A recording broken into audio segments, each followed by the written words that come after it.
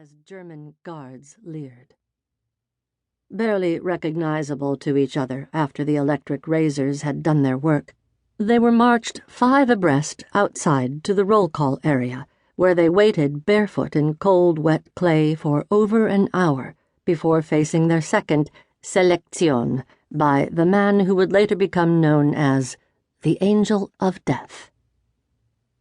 Dr. Mengele, impeccably dressed in his tight-fitting gray-green uniform with its shiny chevrons and silver skulls on the collar, held in his hands a pair of pale kid leather gauntlets with oversized cuffs.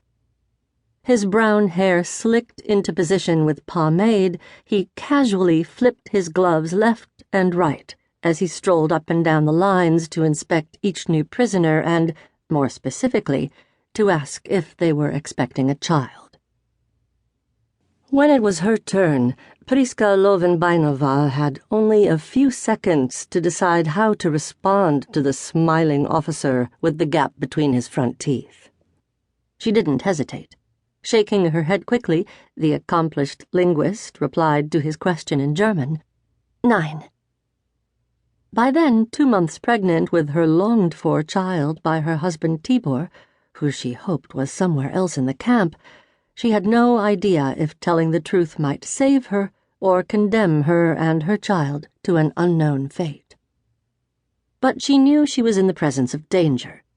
With one arm shielding her breasts, while her other covered what was left of her pubic hair, she prayed Mengele would accept her blunt denial. The SS officer with the suave looks paused for a second to stare into the face of the young fesche Frau before moving on. 3 women further along, he roughly squeezed the breast of a woman who recoiled.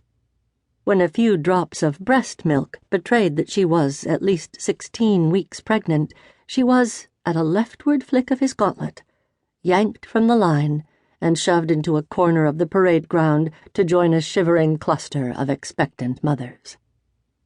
None of those wide-eyed women knew then that one direction meant life, while the other could mean something very different. The fate of those who were chosen that day by Mengele remains unknown.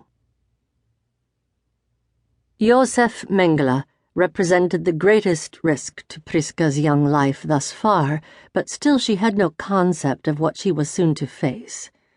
In the coming months, hunger was to become her dreaded enemy, while starvation seemed the likeliest end to her suffering. Hunger's cousin, thirst, would torment her just as cruelly during her time in the camps, along with exhaustion, fear, and disease. But it was her pregnant body's gnawing, aching demands for nourishment that very nearly broke her. Perversely, the one memory that helped Priska through some of her most ravenous pangs was of pressing her nose to the glass of a patisserie on her way to school before treating herself to a sugar-dusted confection such as a cinnamon babka with streusel topping. The recollection of breaking apart those flaky pastries as crumbs cascaded down her blouse in the cake shop in Zlate Moravce summed up her idyllic childhood in what is now the southwestern corner of the Slovak Republic. 100 kilometers or so from Bratislava, the region where Priska grew up was known for gold panning, and the name of one of its rivers, the Zlatnanka, derives from the Slovak word for gold.